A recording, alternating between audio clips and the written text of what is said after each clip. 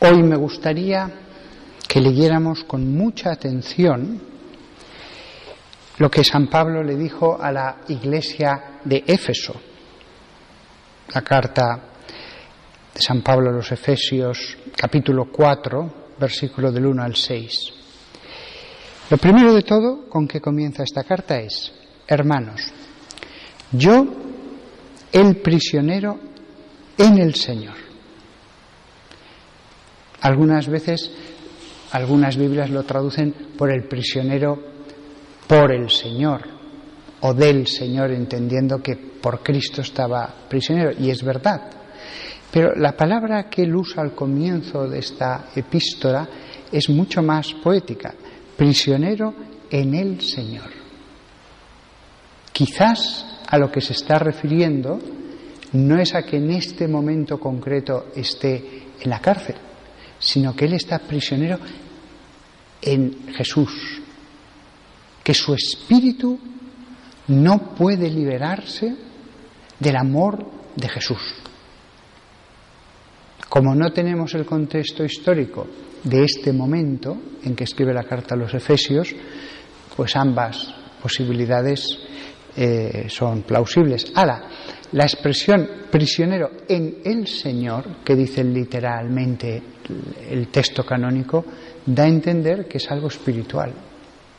Y todos nosotros, ojalá que lo fuéramos, sobre todo aquí que tenemos la clausura, las monjas que están aquí a mi derecha detrás de las rejas, todas deberían ser prisioneras en el Señor.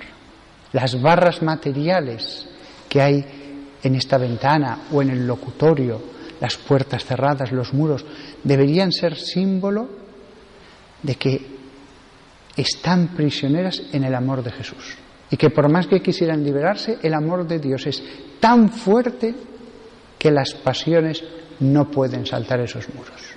Las pasiones de la vanidad, del gusto por el mundo, incluso del cariño humano, no bastan para liberarse de esas cadenas, las más fuertes que pueden existir.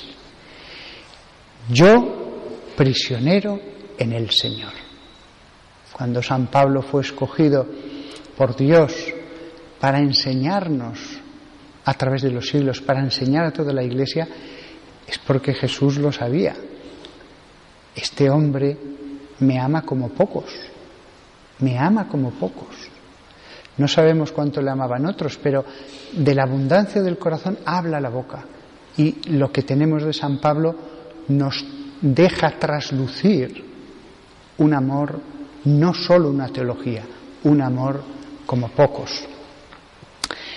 Hermanos, yo, el prisionero en el Señor, os ruego que andéis como pide la vocación a la que hemos sido convocados. ¿Y cómo continúa? Sed siempre humildes y amables, tened paciencia, sobrellevaos unos a otros en el amor. Pensemos en estas palabras. Lo primero de todo, sed siempre humildes. Todo el mundo piensa que es suficientemente humilde. Todo el mundo dice: Padre, hábleme de otra virtud. Yo ya soy humilde. Todos deberíamos pensarlo un poco más. A lo mejor no soy tan humilde como pienso. Cuando uno piensa mucho en sus capacidades, no es humilde. Cuando uno piensa que uno está preterido, que uno está olvidado, que uno está relegado frente a otros, no es humilde.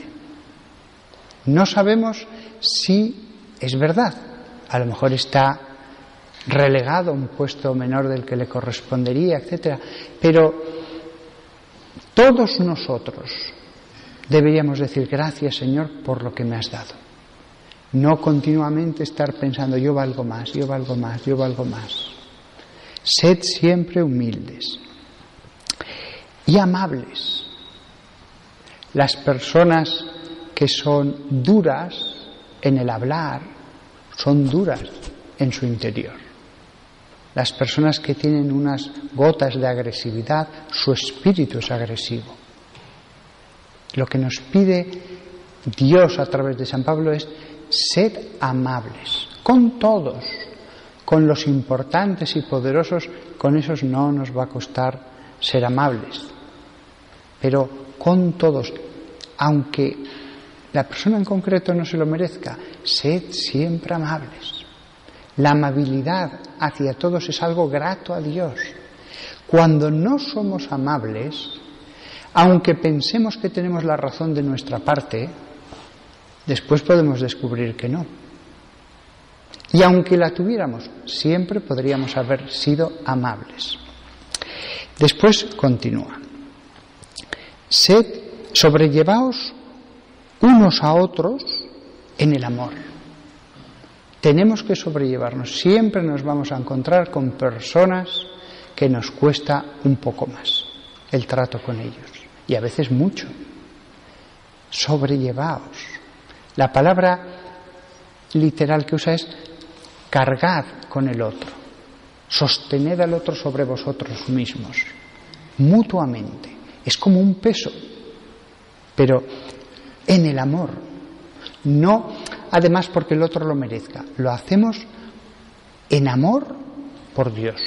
Dios nos ha dado tanto amor, tantas muestras de amor, que repartimos a los demás, porque tenemos sobreabundancia. Hay que sobrellevar al otro. No podemos andar toda la vida quejándonos del otro, porque si al menos nos quejáramos de que hace calor, de que me duele la espalda, pero nos quejamos del hermano. Al hablar contra el hermano, en el fondo queremos que el otro no le quiera. En el fondo lo que estamos buscando es que el otro vea lo malo que es, que merece que no le quieras. Todo esto, por supuesto, se disfraza muy bien de: tenía que desahogarme. Sí, claro, pero te tienes que desahogar con todos. Te desahogas con todos. Yo entiendo que uno que esté muy afligido se desahogue con la persona que es su amigo del alma. Lo entiendo. Más perfecto sería no tener que hacerlo. Pero bueno, si uno dice que no puede más. Pero cuando uno ya se desahoga con 4, 5, 8 o más, o con el que se ponga por delante, uno no está cumpliendo esto: sobrellevándoos unos a otros en el amor. Fijaos, humildad, amabilidad, sobrellevar a otros en el amor. Este es un versículo que nos da para hacer propósitos durante mucho tiempo. Después, más adelante, dice San Pablo: un Señor, una fe, un bautismo. Un Señor, una fe, un bautismo. Este es el resumen de toda su teología. Si pudiéramos sintetizar toda la teología de San Pablo en todas sus cartas en un solo pequeñísimo versículo, sería esto: un Señor, una fe, un bautismo. Cuando dice Señor, se está refiriendo a Cristo. En el Nuevo Testamento, cuando se habla del Señor, casi siempre es Cristo. A Dios Padre se le menciona como Dios o como Padre. Al decir Cristo en vez de Dios, ahí está resumido todo el credo. Está resumido que Dios Padre envió al Hijo, la encarnación y todo lo que vino después. Una fe, un bautismo, no solo la fe, no solo lo que hay en nuestra mente, no solo lo que hemos aprendido, también la gracia, simbolizada aquí en el bautismo. De todos los sacramentos, el que más nos regenera es el bautismo. Cierto que el más importante por sí mismo es la Eucaristía, que es Cristo, pero el que nos regenera, el que nos hace dignos incluso de adorar bien al Señor, es el bautismo. Es el que nos pone el vestido para entrar a la boda, al banquete. En ese sentido, para nosotros, si hubiera que escoger un solo sacramento y no tuviéramos más que uno y nada más que uno, el bautismo. La Eucaristía es una sobreabundancia de su generosidad, pero el bautismo es el que nos limpia del todo, el que anula todo pecado, el que nos da las gracias esenciales para ser cristianos. La gracia, no solo el conocimiento de la fe, no solo el conocimiento, no solo la teología. Por eso este versículo verdaderamente es muy profundo. Es el resumen de todo lo que nos va a decir San Pablo. Un Señor, una fe, un bautismo. Además, si miramos el versículo anterior, pues nos habla en el versículo anterior del Espíritu. Había dicho justamente antes, esforzaos en mantener la unidad del Espíritu. Y si miramos el versículo posterior, nos habla del Padre, cuando dice un Dios Padre de todo. Con lo cual este versículo, que es el resumen, y que aparece el Señor, Cristo, tiene justo antes al Espíritu y justo después al Padre, la Trinidad. Después, otra cosa por la que debemos meditar este versículo. Aquellos que tienen un Señor, una fe, un bautismo, son cristianos, son hermanos nuestros. Es cierto que podrán tener pecados, es cierto que podrán tener defectos, cojearán, estarán manchados, pero son hermanos nuestros. No pide tanto Dios para ser hermanos. Otra cosa es ser hermanos perfectos. Lo digo esto porque nosotros podemos tener la tentación de juzgar, de decir, este no es un cristiano, este está fuera, este no. Cree en el Señor, tiene la fe, ha recibido el bautismo, es hermano. Ya, pero que lo juzgue Dios cuando muera, o en todo caso los sucesores de los apóstoles si estás todavía sobre la tierra. Pero yo no debo juzgarle. Mientras uno tenga estas tres cosas, y son bien fáciles, podrá tener muchos defectos, pero es un hermano nuestro y está dentro de la Iglesia. Que es verdad que hay a veces católicos que el tema de la fe, pues tantas críticas, tanto tal, se alejan de lo que es el ideal, que ciertamente están como tirando de una goma elástica, pero siguen dentro.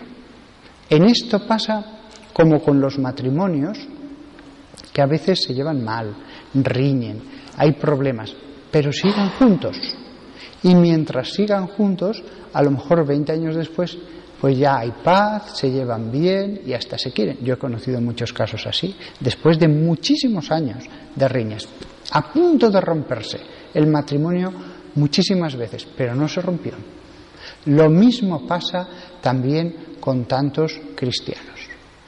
Pueden a veces hasta criticar al Papa, pueden a veces hacer tantas cosas que están mal, objetivamente mal, que no son excusables, pero mientras ellos no se salgan de la Iglesia, son parte de la Iglesia.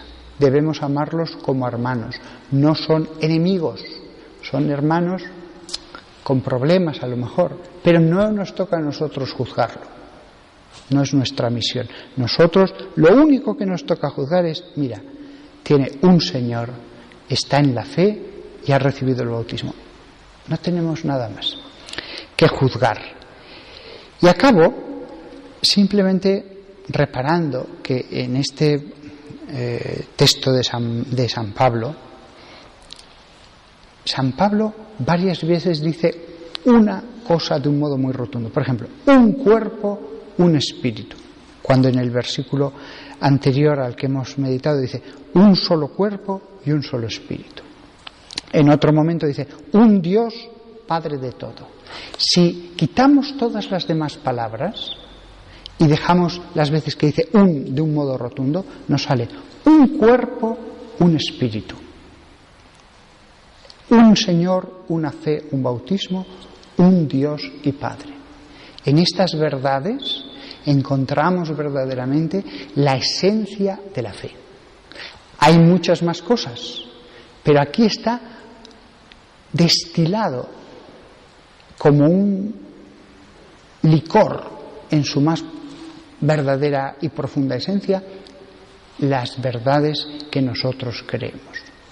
Pues nada más, siempre San Pablo, con su densidad, la densidad que procede de ese amor, de ser un místico, de ser tan gran asceta, un predicador, en el fondo un obispo, ya que era un apóstol, nos ha enseñado hoy, y que todos nosotros amemos la fe y hagamos las cosas respecto al prójimo que nos había dicho al principio, de ser amables y sobrellevarnos todos con amor.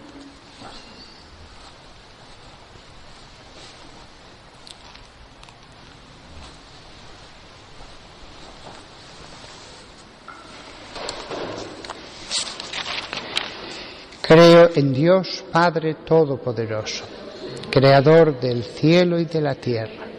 Creo en Jesucristo, su único Hijo, nuestro Señor, que fue concebido por obra y gracia del Espíritu Santo, nació de Santa María Virgen, padeció bajo el poder de Poncio Pilato, fue crucificado, muerto y sepultado, descendió a los infiernos, al tercer día resucitó de entre los muertos, subió a los cielos y está sentado a la derecha de Dios Padre Todopoderoso. Desde allí ha de venir a juzgar a vivos y muertos. Creo en el Espíritu Santo, la Santa Iglesia Católica, la comunión de los santos, el perdón de los pecados, la resurrección de la carne y la vida eterna. Amén. Oremos a Dios Padre, Él abre su mano y sacia de favores a todo viviente.